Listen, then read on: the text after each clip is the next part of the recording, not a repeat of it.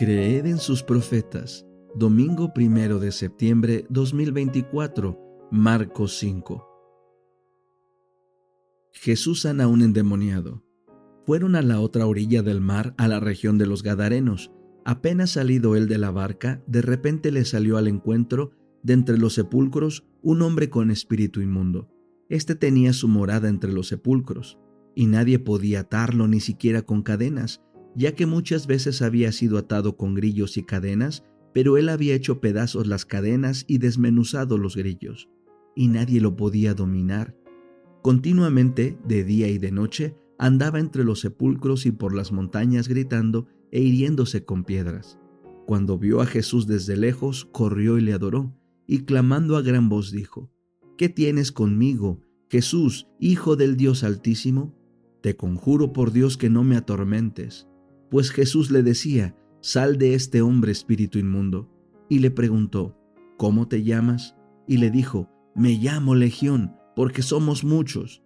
Y le rogaba mucho que no lo enviara fuera de aquella región. Allí cerca de la montaña estaba paciendo un gran hato de cerdos, y le rogaron diciendo: Envíanos a los cerdos para que entremos en ellos. Jesús les dio permiso, y los espíritus inmundos salieron y entraron en los cerdos, y el hato, como 2000 cerdos, se lanzó al mar por un despeñadero y se ahogaron en el mar. Los que apacentaban los cerdos huyeron y dieron aviso en la ciudad y por los campos, y fueron para ver qué era lo que había pasado. Llegaron a Jesús y vieron al endemoniado que había tenido la legión, sentado, vestido y en su juicio cabal, y tuvieron miedo. Los que lo habían visto les contaron qué le había pasado al endemoniado y lo de los cerdos, y ellos comenzaron a implorar a Jesús que saliera de sus territorios. Y mientras él entraba en la barca, el que había sido poseído por el demonio le rogaba que le dejara estar con él. Pero Jesús no se lo permitió, sino que le dijo: Vete a tu casa, a los tuyos, y cuéntales cuán grandes cosas ha hecho el Señor por ti y cómo tuvo misericordia de ti. Él se fue y comenzó a proclamar en Decápolis cuán grandes cosas Jesús había hecho por él, y todos se maravillaban. Jesús sana a una mujer. Cuando Jesús hubo cruzado de nuevo en la barca a la otra orilla, se congregó alrededor de él una gran multitud, y él estaba junto al mar, y vino uno de los principales de la sinagoga llamado Jairo. Cuando lo vio, se postró a sus pies y le imploró mucho diciendo: Mi hijita está agonizando, ven, pon las manos sobre ella para que sea salva y viva. Jesús fue con él, y lo seguía una gran multitud, y lo apretujaban. Había una mujer que sufría de hemorragia desde hacía 12 años. Había sufrido mucho de muchos médicos y había gastado todo lo que tenía, y de nada le había aprovechado. Más bien, iba de mal en peor. Cuando oyó hablar de Jesús, vino por detrás de él entre la multitud y tocó su manto, porque ella pensaba: si solo toco su manto seré sanada. Al instante se secó la fuente de su sangre y sintió en su cuerpo que ya estaba sana de aquel azote.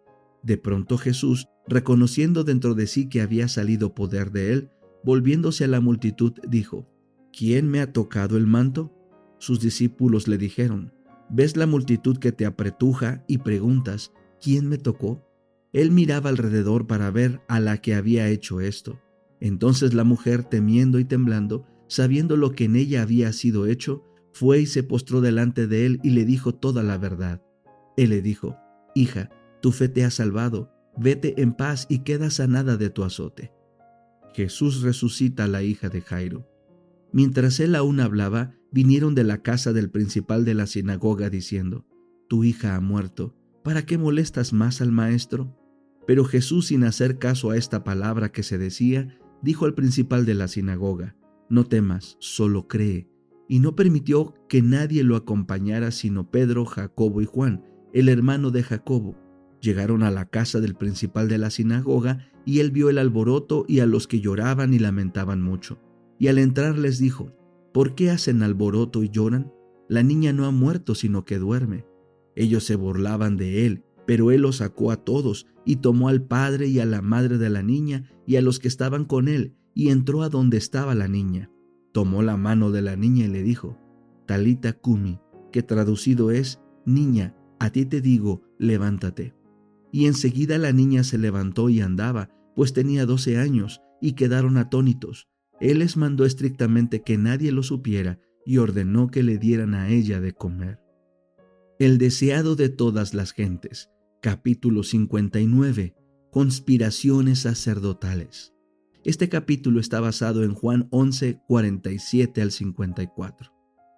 Betania estaba tan cerca de Jerusalén que pronto llegaron a la ciudad las noticias de la resurrección de Lázaro. Por medio de los espías que habían presenciado el milagro, los dirigentes judíos fueron puestos rápidamente al tanto de los hechos. Convocaron inmediatamente una reunión del Sanedrín para decidir lo que debía hacerse. Cristo había demostrado ahora plenamente su dominio sobre la muerte y el sepulcro. Este gran milagro era la evidencia máxima que ofrecía Dios a los hombres en prueba de que había enviado su Hijo al mundo para salvarlo. Era una demostración del poder divino que bastaba para convencer a toda mente dotada de razón y conciencia iluminada. Muchos de los que presenciaron la resurrección de Lázaro fueron inducidos a creer en Jesús, pero el odio de los sacerdotes contra él se intensificó. Habían rechazado todas las pruebas menores de su divinidad, y este nuevo milagro no hizo sino enfurecerlos. El muerto había sido resucitado en plena luz del día y ante una multitud de testigos. Ningún sofisma podía destruir tal evidencia. Por esta misma razón, la enemistad de los sacerdotes se hacía más mortífera. Estaban más determinados que nunca a detener la obra de Cristo. Los saduceos, aunque no estaban a favor de Cristo, no habían estado tan llenos de malicia contra él como los fariseos. Su odio no había sido tan acerbo, pero ahora estaban cabalmente alarmados. No creían en la resurrección de los muertos. Basados en lo que llamaban falsamente ciencia, habían razonado que era imposible que un cuerpo muerto tornara a la vida. Pero mediante unas pocas palabras de Cristo, su teoría había quedado desbaratada. Se había puesto de manifiesto la ignorancia de ellos tocante a las Escrituras y el poder de Dios. Veían la imposibilidad de destruir la impresión hecha en el pueblo por este milagro. ¿Cómo podrían los hombres ser apartados de aquel que había triunfado hasta arrancar sus muertos al sepulcro? Se pusieron en circulación falsos informes, pero el milagro no podía negarse y ellos no sabían cómo contrarrestar sus efectos. Hasta entonces, los saduceos no habían alentado el plan de matar a Cristo, pero después de la resurrección de Lázaro, creyeron que únicamente mediante su muerte podrían ser reprimidas sus intrépidas denuncias contra ellos. Los fariseos creían en la resurrección y no podían sino ver en ese milagro una evidencia de que el Mesías estaba entre ellos, pero siempre se habían opuesto a la obra de Cristo. Desde el principio le habían aborrecido porque había desenmascarado sus pretensiones hipócritas. Les había quitado el manto de rigurosos ritos bajo el cual ocultaban su deformidad moral.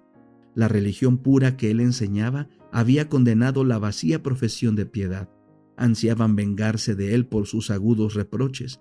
Habían procurado inducirle a decir o hacer alguna cosa que les diera ocasión de condenarlo. En varias ocasiones habían intentado apedrearlo, pero él se había apartado tranquilamente y le habían perdido de vista.